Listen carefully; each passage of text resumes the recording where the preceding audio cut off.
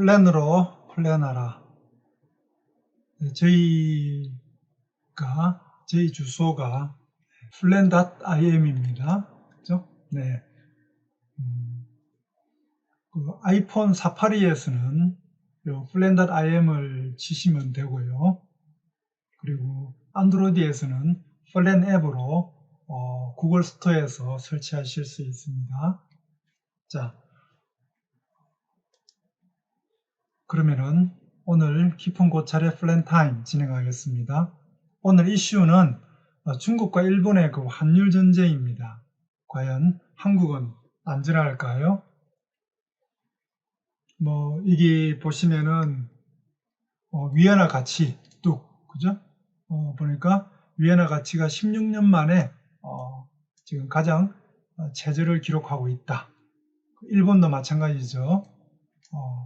일본도 최근 엄청나게 엔화가 계속 약해지고 있습니다. 한국은 어떨까요? 네. 사실 이 환율이라는 게 각국이 달러 대비 환율은 해당 국가의 국력을 의미하기도 합니다. 그렇죠?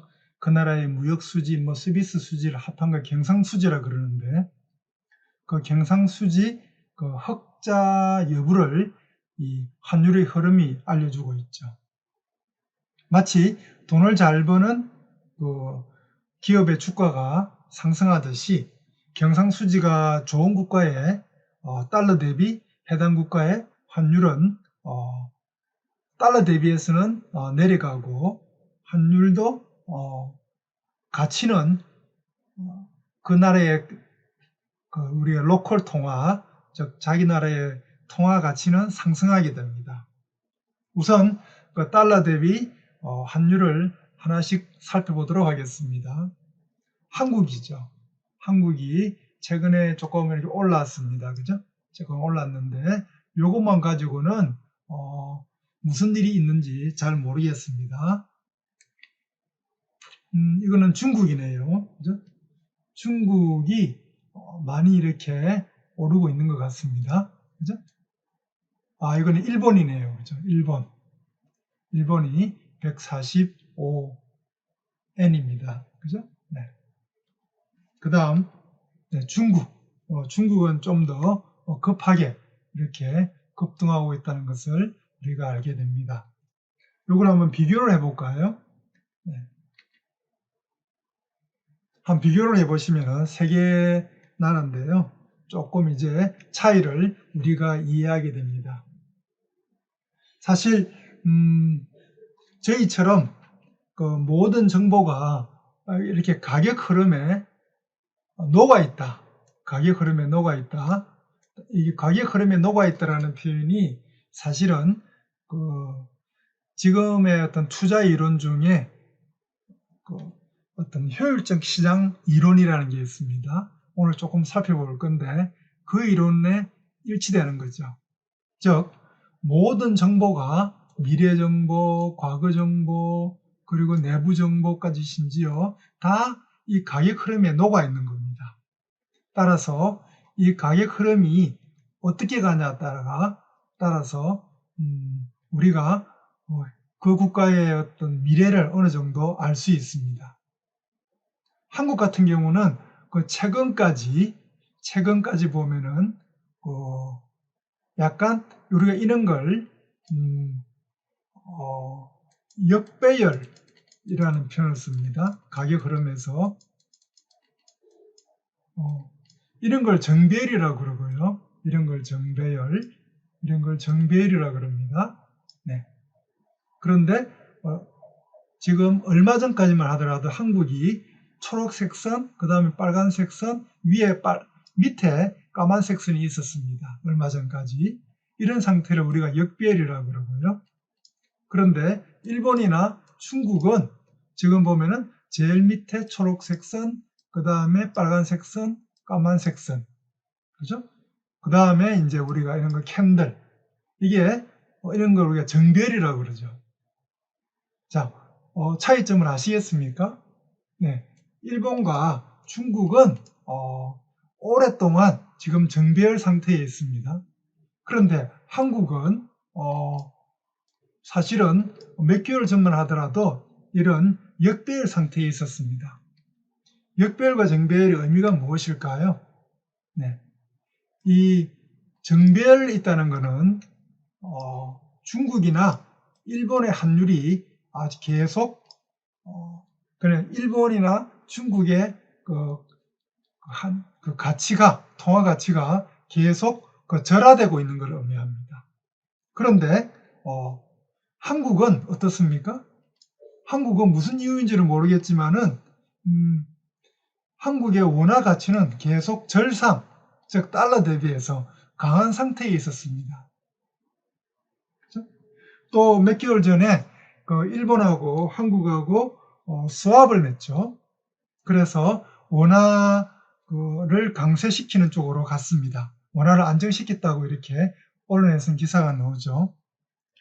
그런데 전 세계가 정말로 지금 경제전쟁을 하고 있는데 이렇게 원화만 강하게 되는 거, 이게 좋은 걸까요?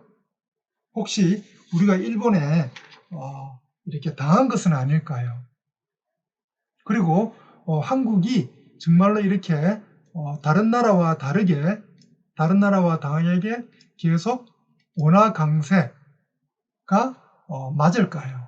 오늘 그런 점을 살펴보도록 하겠습니다. 네, 사실 일본은 지금 주식은 다른 나라와 다르게 가고 있습니다. 그죠? 일본의 주식은 지금 보면은 이미 전 세계에서 가장 강합니다. 경제가 강하다는 거죠. 경제가 강하면은 사실은 일본의 엔화는 엄청 강해져야 합니다.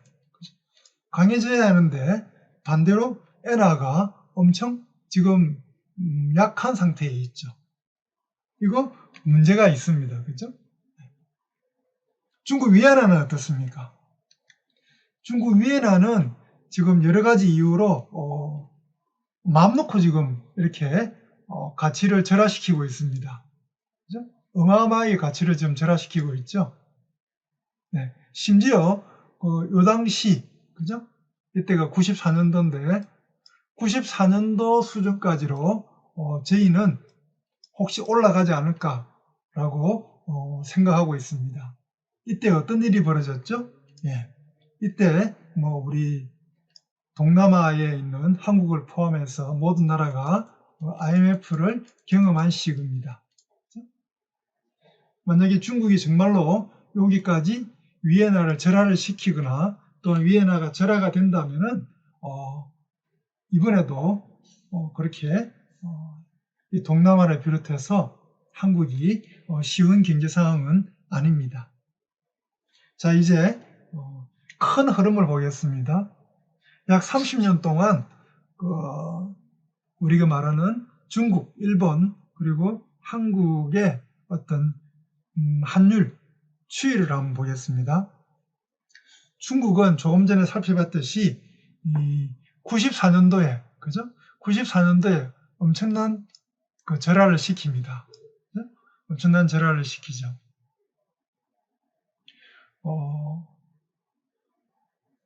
그런데 한국은 어떻습니까? 한국은 놀랍게도 이렇게 절하가 된 상태에서도 한국의 원화는 약간 강세로 갑니다. 그죠? 강세로 갑니다.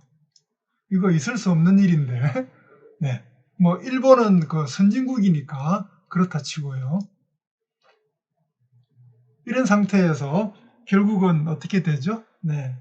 우리가 말하는 동남아하고 한국을 비롯해서 모든 대부분의 개도국들은 IMF를 받고 97년도, 그죠? 97년도에 한국의 원화는 폭등하죠.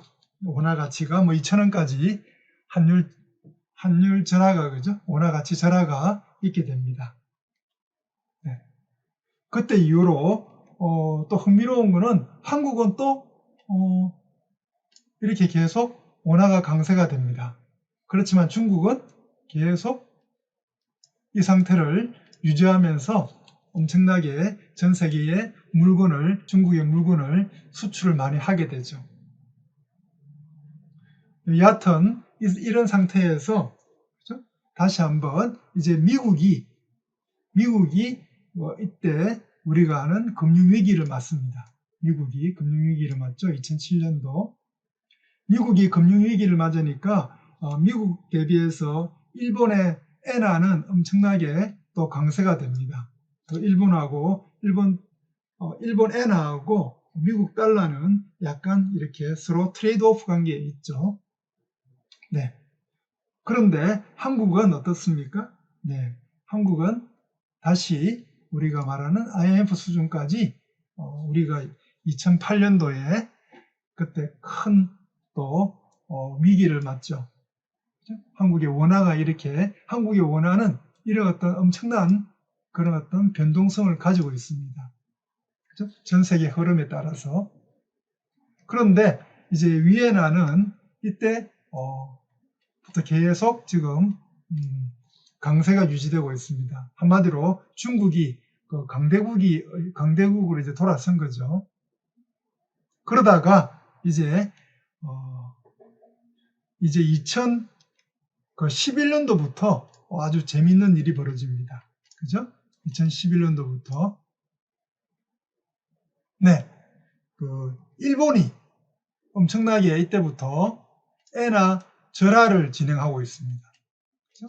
엔화 절하를 진행하고 있습니다. 반면에 한국하고 중국은 뭐 큰 변화가 없습니다. 큰 변화가. 이것은 뭘 의미할까요? 네.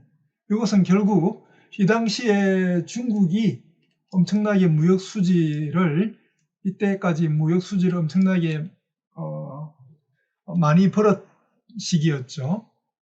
한국도 많이 벌었습니다. 그죠? 한국도 많이 벌었습니다. 자, 이제 일본이 이렇게 엄청나게 그 엔화를 절하시키면서 이제 각 나라의 주식은 한번 어떻게 될까요? 한번 볼까요? 각 나라의 우리 세계의 국가의 주식 흐름입니다. 일본이 그 2011년도에 그죠? 엔화를 절하하기 시작했죠. 네. 그때부터 일본의 주가는 어떻게 됩니까? 네. 일본의 주가는 거의 한 60% 그죠? 마이너스 100에서 마이너스 30까지 60% 이상 일본의 주가는 상승합니다. 반면에 한국의 주가는요, 네, 한 10% 정도. 그리고 중국의 주가는 280에서 한 40% 정도. 네. 한국은 10%. 어디에 문제가 있을까요? 네. 구조적으로 한국에 문제가 있다는 것을 알게 됩니다. 그죠? 어떤 문제인지 또 최근에 또 어떤 일이 벌어지고 있는지 한번 보도록 하겠습니다. 네. 이거는 우리 아까 말한 경상수지죠. 그죠? 경상수지입니다. 사실 많이 놀라게 되죠. 이게 이제 경상수지 중에 제일 중요한 상품수지. 그죠? 우리가 말하는 무역수지라는 개념이죠. 상품수지를 월 변동을 하면 누적을 해봤습니다. 이때가 IMF 때죠. 네. 아까 중국이 이렇게 환율을 절하했는데 한국은 환율을 강세로 가면서 한국의 무역 수지는 계속 10년 동안 적자를 보다가 결국 여기에서 IMF 사태를 경험하게 됩니다. 지금은 어떻습니까? 네. 무슨 일인지 모르겠는데 엄청나게 이때부터 그죠? 2022년 한 4월부터 갑작스런 그런 한국의 상품 수지가 악화가 됩니다. 네, 악화가 됩니다.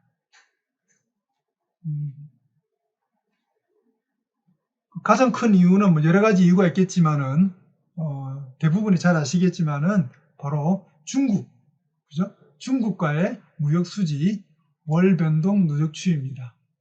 네. 한국이 사실은 이때가 어떻게 보면은 그 금융위기 때인데, 금융위기 때도 한국이 중국 때문에 잘 버텼죠. 중국이 워낙 그 경제가 좋았기 때문에 그 이후에 한국은 엄청나게 선진국이 됐습니다. 그죠? 선진국이 되었다가 2019년도, 2018년도, 2019년도부터 이제 급락하다가 떨어지다가 2022년부터 급락합니다. 네. 이건 실제 상황이니까요. 네. 그렇습니다. 그 경제가 사실은 지금 과거에는 그 경제가 사실 2년보다 더 상이었던 것 같은데 지금은 그렇지 않은 듯합니다. 여하튼 우리가 중국 관련해서 많은 그런 대안이 필요할 것 같습니다. 또 문제가 있죠. 가장 구조적인 문제, 바로 요 고령화 문제입니다. 그죠? 고령화 문제가 한국의 어떤 주식 흐름을 또는 소비 흐름을 이렇게 막고 있는 것은 명확합니다. 지금 전 세계에서 일본하고 한국의 그죠? 65세 이상 고령자의 상승률의 누적 추이는 전 세계에서 비교가 안 됩니다. 그죠? 전 세계에서 비교가 안 됩니다. 이거는 구조적인 문제죠. 이거 해결하기가 전 세계도 거의 불가능합니다. 그죠? 이거 어떻게 해결할지 참으로 사실 최근에 어떤 기후재앙만큼이나 우리 인류에게 큰 위협이 되는 그런 어떤 사건입니다. 이제 사실은 앞에서 한국과 일본의 가장 구조적인 문제인데 여기서 제가 그러나라는 표현을 썼습니다. 그렇죠? 그러나 한국과 일본이 문제가 있지만은 왜 그러나라는 표현을 썼냐면은 한국이 혹시 일본보다 더 위험하지 않을까? 특히 이 가계부채 때문에 그렇습니다. 누구나 잘 알듯이 그 2015년부터 2021년까지 이거 IMF 자료인데, 네. 한국의 가계부채 비율 증가율이 어마어마합니다. 그죠? 중국도 그렇지만은.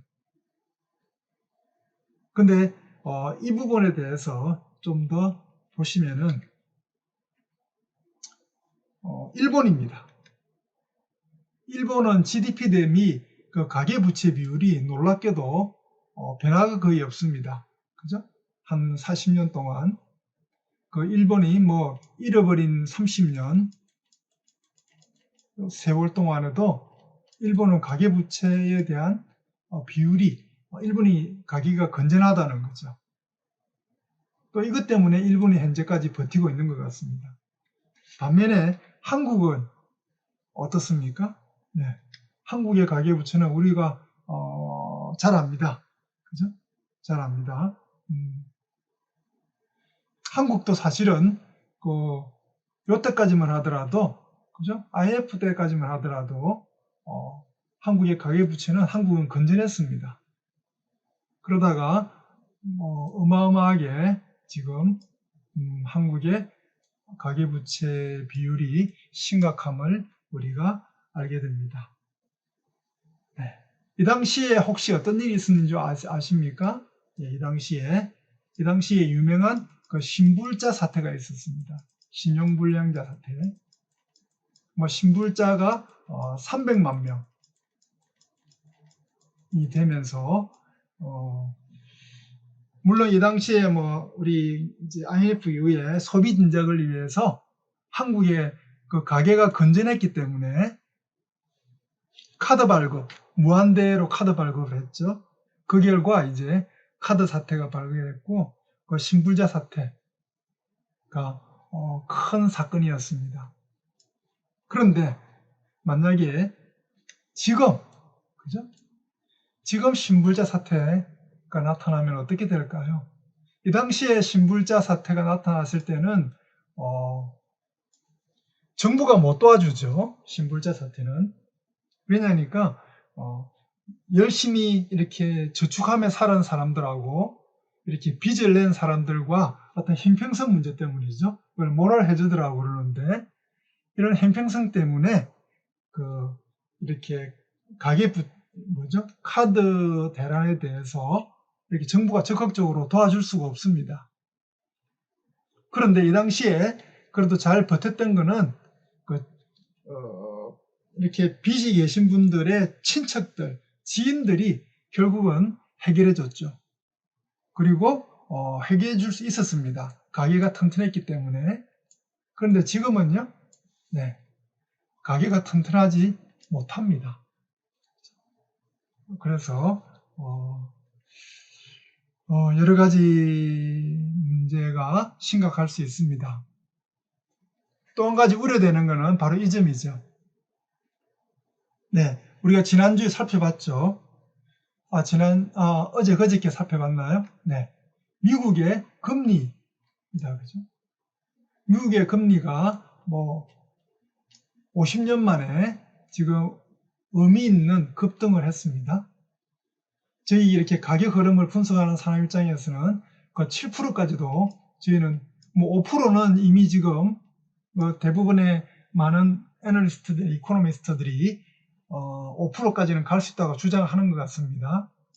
그런데 5%는 물론이고 7%까지도 저는 기대하게 됩니다. 만약에 미국의 이자율이 7%까지 가게 되면은 한국처럼 그 가계 부채가 어마어마한 국가에서는 생각만 해도 끔찍합니다. 네, 여러 가지 이유로 한국은 정말 얼음판 위에 있는 것 같습니다. 요거는 이제 한국의 어떤 상황을 그냥 기업들의, 특히 그 빅테크 기업들의 어떤 주가 흐름을 한번 확인해 보면서, 왜냐하니까 저희는 가격 흐름에 국가의 모든 게 다 녹아 있다고 보기 때문입니다. 보시면은 우리가 빵이라고 아시죠, 그죠? 빵. 미국의 빅테크죠. 페이스북, 아마존, 넷플릭스, 구글, 이런 그 기업들의 주가를 한번 보시면은 2020년도 이 당시에 이제 미국이 금리를 폭등시킨 거죠. 이때 주가가 많이 빠집니다. 원래 이자율을 올리면 주가는 빠지게 되어 있습니다. 이렇게 주가가 빠지다가 지금은 많이 회복했습니다. 그죠? 많이 회복했습니다. 그리고 대부분이 보시면은 이 지금 빨간색하고 까만색이 이렇게 거리가 벌어져 있습니다. 그죠? 거리가 벌어져 있다는 것은, 괴리가 있다는 것은 지금 상승세에 있다는 것을 의미합니다. 이게 지금 아마존이고요. 그죠? 이게 아마존이고, 이게 구글이네요. 그 다음에 넷플릭스. 넷플릭스도 지금 이런 상태에 있고요. 그 애플은 아예 그냥 지금 2020년도보다 더 위에 지금 있습니다. 그죠? 애플은. 자, 사실은 이런 거대 기업들은 이자율을 올려도 사실은 잘 방어가 될 수 있습니다. 왜냐하면은 이런 거대 기업들은 대부분 현금을 많이 가지고 있죠. 현금을 많이 가지고 있고, 그리고 국가가 이자율을 올리면서 한계 기업들이 망하게 되면은 이 거대 기업들의 어떤 고객화됩니다. 그죠? 그래서 사실은 이런 거대 기업들은 이자율을 올려도 어떻게 보면은 주가가 잘 방어가 되고 심지어 주가가 이렇게 더 올라갈 수도 있습니다. 그런데 삼성전자는 어떻습니까? 네, 삼성전자도 사실 마찬가지죠.